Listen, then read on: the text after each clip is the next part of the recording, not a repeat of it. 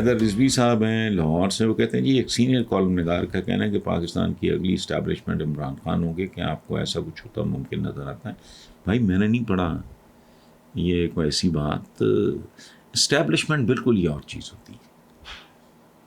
Imran Khan popular तरीन इस वक्त भी हैं, आइंदा भी अल्लाह उनको तौफीक दे, वो अपना ये जो ग्राफ है इसको गिरने न दें, लेकिन इस्टेब्लिशमेंट बिल्कुल ही और चीज़ है, वो और मामला होता है। और इस्टेब्लिशमेंट जो बेचारे हारे हुए टुटे भज्जे भूखे नंगे मुल्क होते हैं उनमें भी होती है और सुपर पावर में भी होती है। Establishment is a different phenomena all together.